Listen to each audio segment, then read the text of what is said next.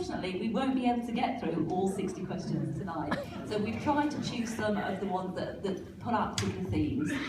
Now I should say that last night a colleague of mine who I've been working with today was filming at a similar event in Worcestershire where he said it got very rowdy and out of hand with lots of bad language. That's fun. Go in there. In Market Drayton, exactly. Give us ideas. Nevertheless, this is the chance where the microphone will be in the audience, so you will have a chance to have your say. And there are no cameras. So we will begin with the first question for the panel, which comes from Randall Hardy. Great. I haven't got a microphone up here, so I hope you can hear me.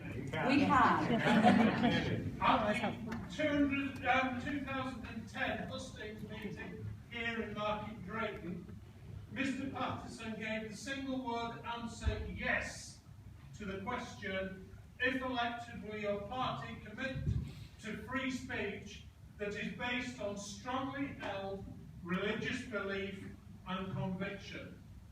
To many people, it seems then that the Conservative-led government has eroded not only freedom of speech, but also freedom of conscience.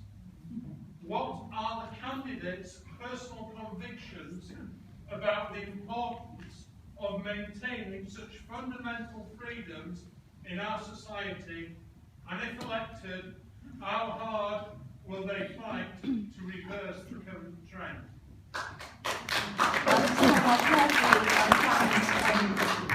Grid of kilter really. I think it's only fair that we begin by putting that question to Owen Patterson.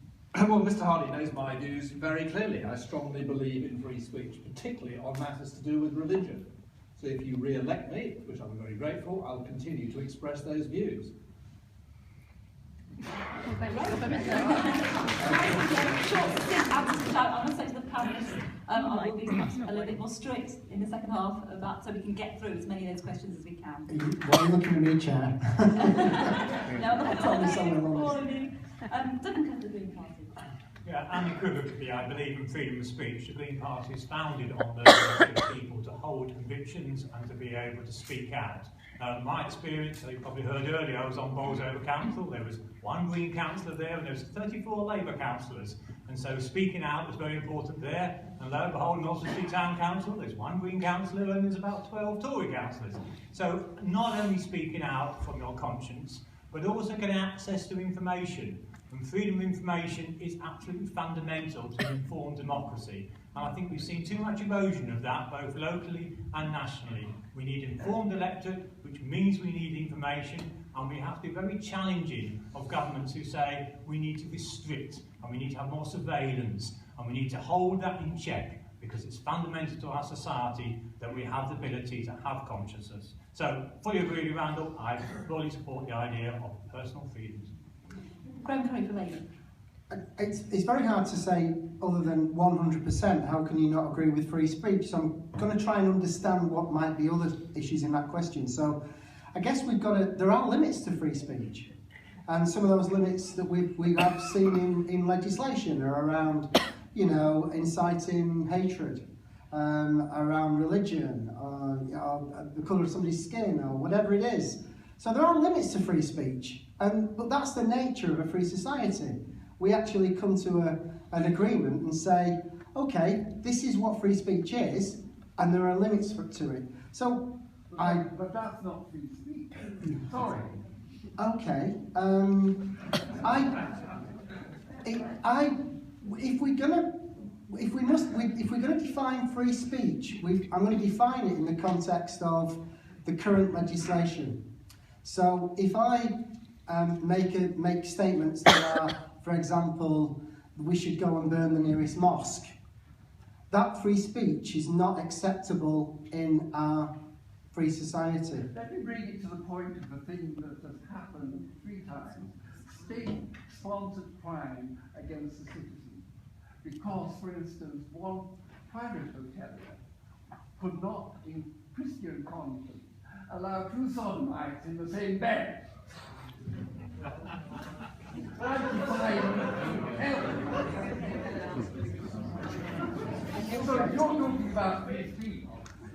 curtail that, because I would defy it utterly. I certainly won't want to try and stop you from speaking, sir, honestly, I promise you that. You don't want to trouble. Okay, well, I'll tell you what, I'll just say what Owen said. I completely, 100% agree with free speech. There you go. Yeah, there's nothing more at the heart of a liberal ideology than freedom. Freedom of speech goes hand in hand with freedom of belief, which I think is what the gentleman down here is talking about.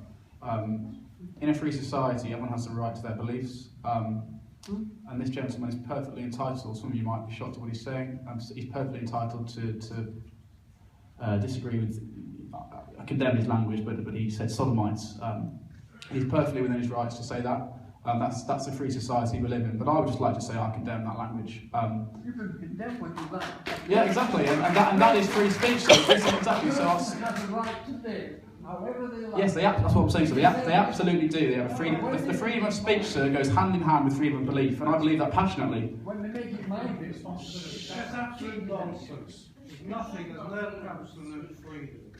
We have rights and we have responsibilities. In a democratic society, we can balance the right to free speech and the responsibilities that go with it. Yeah. And it is a democratic society where we can decide where those limits shall be. I think an example of this, I think an example of where you can have liberals believe in freedom of opportunity, but also in freedom of belief. If you look at the, it's a contentious issue, if you look at the Equal Marriage Act, which has been brought in by this government, I know Owen voted against this, which we Lib Dems supported equal marriage, and we were very, very proud to bring it through, because we believe that everyone should have the opportunity to be married, regardless of who you love things on the borders. But in that legislation, it says that no church organisation should be forced to conduct same-sex marriages. And that's absolutely right. So that's the freedom of belief, that's the freedom of speech, going along with the fact that as a liberal, I believe in equality of opportunity for all. I'm immensely proud. I think it's one of the greatest gifts to the people that any government has done in the last 50 years is the Equal Marriages Act. And I'm immensely proud of it. I know some people disagree with me. But I think that's an important distinction, and it's quite a good example, I think, of how you can have that freedom alongside that freedom of belief. So no church will be forced to conduct any kind of same-sex marriages. I support that, and I think I actually am in agreement with both gentlemen on the front row. I hope. Freedom of speech is essential. Okay, and How do you marry that which is not I have to say, I think nobody should be forced to act against their conscience. And, well, UKIP is known as a non-PC party. We believe in free speech, and we think that people should be able to express their views, and that they shouldn't be howled down for doing so. We also think that people are entitled to disagree. So, yes, I'm in favour of free speech, and I'm certainly in favour of freedom of conscience. And before we move off, I think we'll have a final response from our questioner. What is the beg of what you just said? The question about conscience has been undermined by the emphasis on free speech. So can I give you an illustration? Within the last few days, the National Union of Teachers have agreed a motion that any teacher who does not promote same-sex marriage should be dismissed as a teacher. I find that very worrying, and I was a little concerned about our Liberal Party gentlemen, because am I right in remembering that Nick Clegg had to take the word bigot out of one of his speeches about people who disagree with same-sex marriage? I think in any party you're going to find some sort of disagreement, aren't you? I'm a Christian man. I actually believe that Christ is my saviour, and I still supported the Equal Marriage Act. I don't think they're views that are mutually exclusive. As a liberal, I believe that everyone has the opportunity, should have the equal opportunities in life. And who are we as a society to say that a gay couple can't get married? Who do we think we are as a state to say that to people? Who are we to say a teacher can't teach? I think on the particular motion that the gentleman's talking about, I haven't seen it, but as far as I'm aware, The legislation on teachers, which of course it's not up to the NUT to pass it, it's up to government to pass the legislation. The legislation on teachers ensures that a fair, broad range of opinions is brought forward, and that's something I support. In the multicultural world we live in, you've got to make sure that children grow up understanding different points of view. You're perfectly entitled, of course, to disagree with me on this, but I think it's vital that our children grow up believing, grow up understanding different cultures, different points of view, different attitudes towards certain things. That's what I believe as a liberal, and I'm very passionate about it. Okay, I think in the interest of freedom of expression, freedom of speech, we'll move on to the second question, which comes from Hilary Alcock, and this is a question about an announcement that was made today to do with the Conservative Party's manifesto. No microphone, but I am a teacher, so you might hear me. I'm going to talk to you afterwards about that motion. Okay. Can the panel please give their opinion on the rationale behind today's announcement by the Conservative Party that housing association tenants will be allowed to buy properties they have lived in for 3 years or more? How is this going to help resolve the current lack of affordable housing? Yeah. Today that all housing association tenants in England will be given a right to buy their homes at a discount. I think I'm going to start actually, firstly, with Labour on this point. Yeah, I've been trying to assimilate what the potential impacts of this is. I think my first reaction was it's just an old tune that they pulled out. But actually it's a very dangerous old tune in terms of housing associations. And I've been looking at some of the comments of the housing association leads. And the reality is, social housing has the current analysis of social housing within the housing association setting is that the majority, something like 80% of the people living in those settings have come through are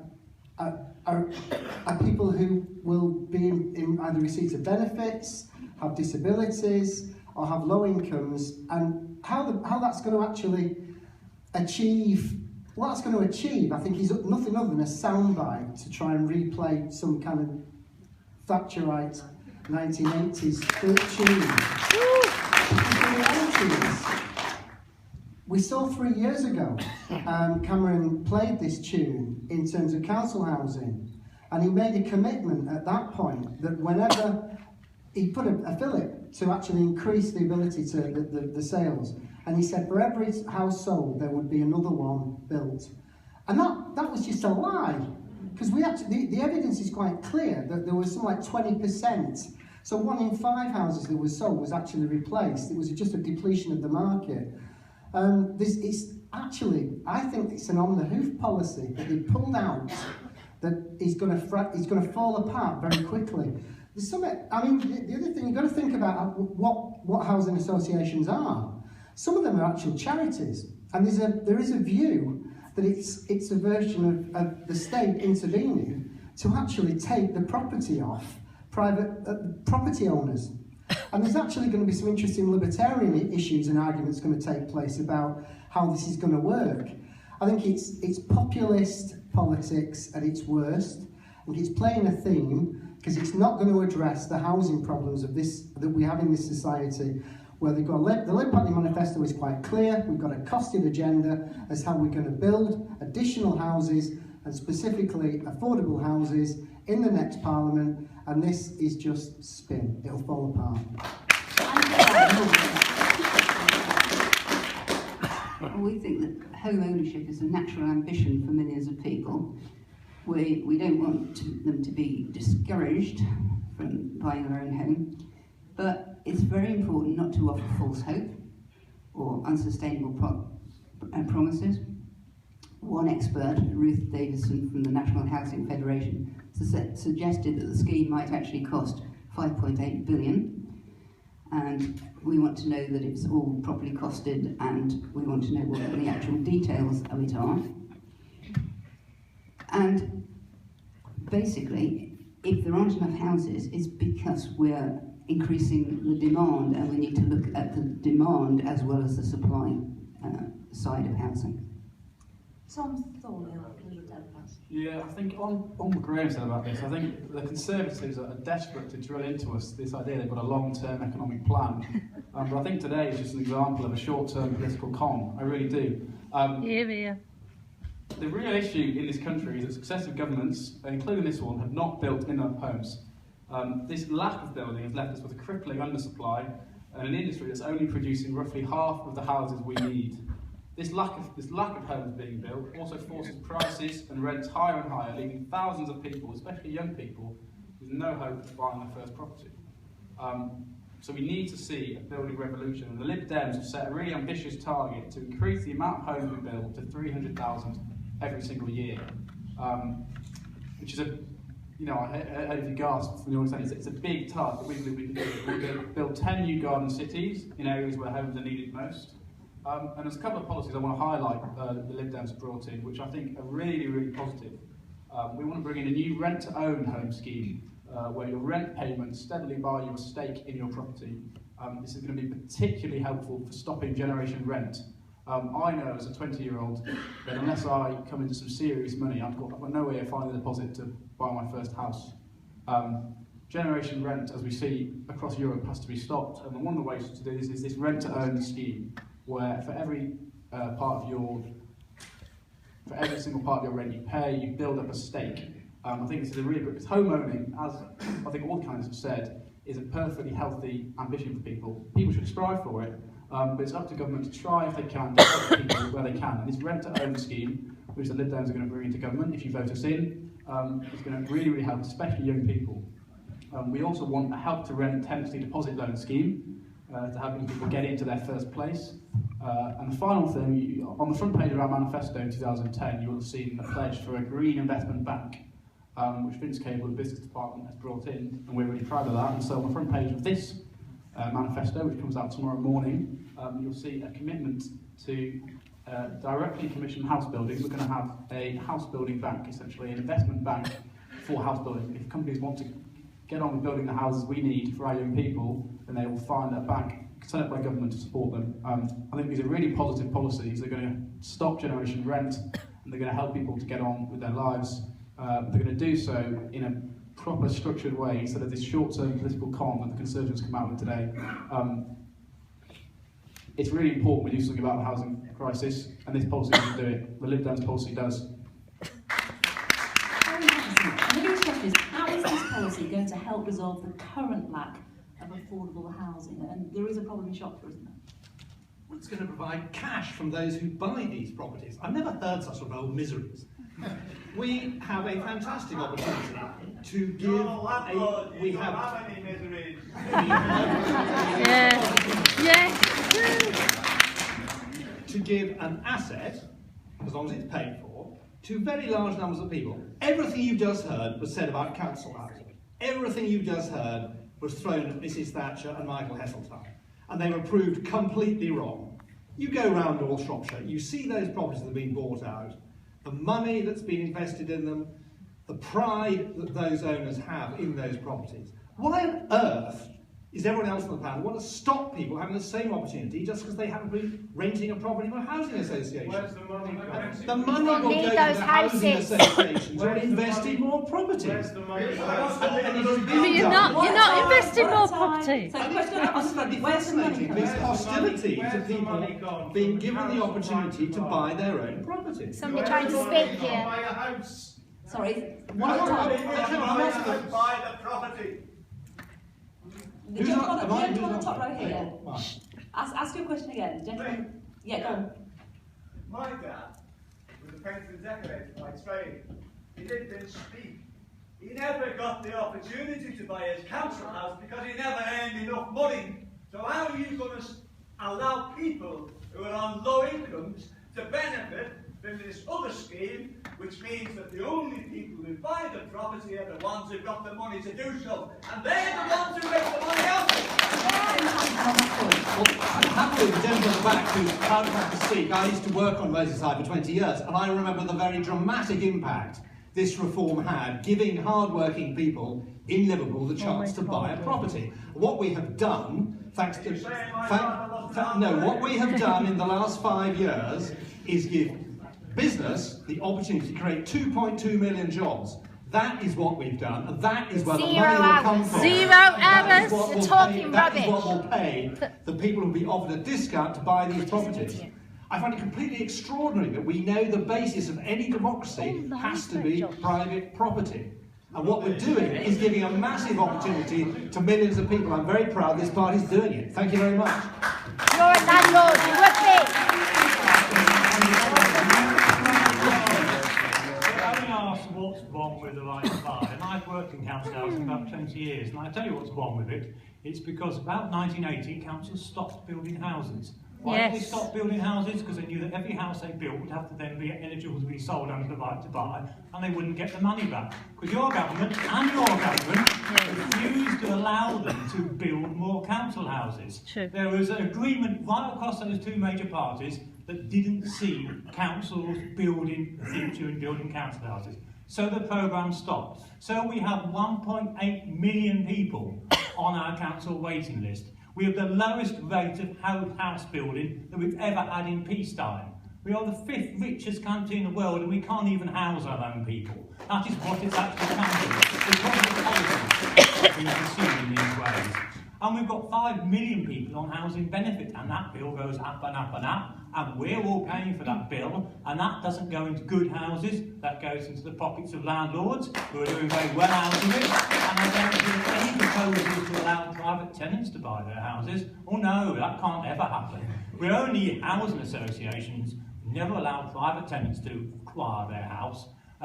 Who would pay for it? Because housing associations aren't like councils, they're independent organisations. Somewhere between 5 billion and 20 billion pounds will have to be paid to those housing associations to compensate them for the discount. I've got no problems with people owning their own house, absolutely right, they aspire to it. My problem is the discount.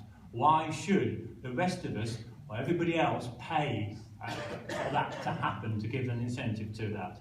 So we really do have a very, very serious situation where our young people can't access housing, and these ideas that you can give people money to get a deposit, we've had a plethora of such ideas. They don't work. We've had the two major parties, and I'm afraid the coalition, all promise, and every time, I'm a bit old now, every time we get to an election, it's, oh, we'll build 100,000, no, we'll build 300,000, we'll build 500,000. It never happens.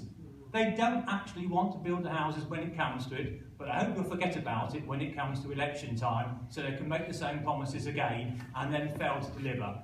Actually, 27,000 houses have been sold, council houses, since 2012. How many have been built?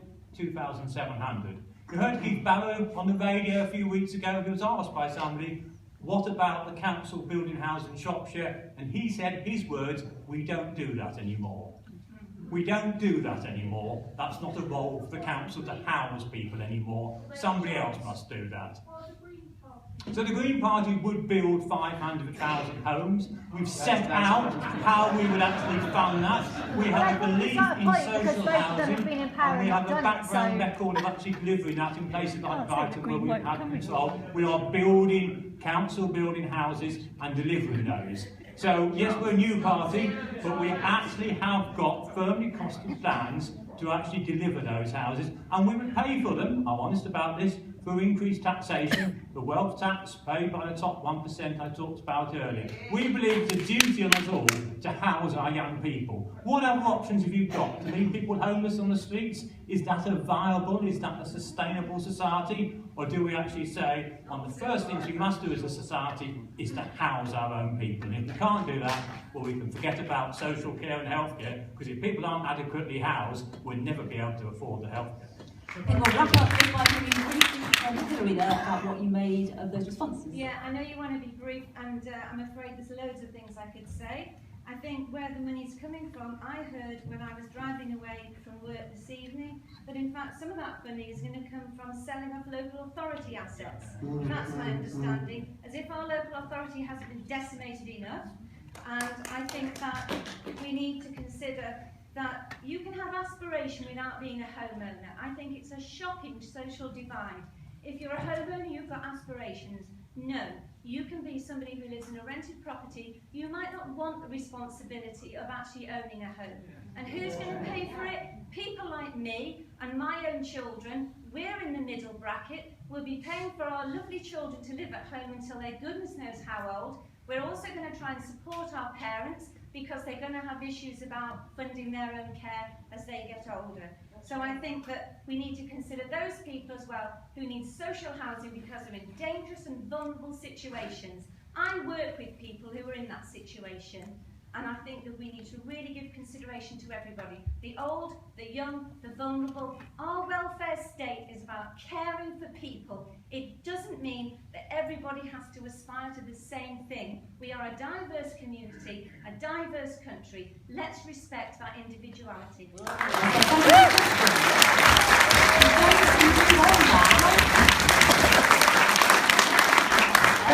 Shame topic, a question that's about climate change, and that comes from Keith Atke. Many of us, including those who are concerned about the effects of climate change, are unimpressed by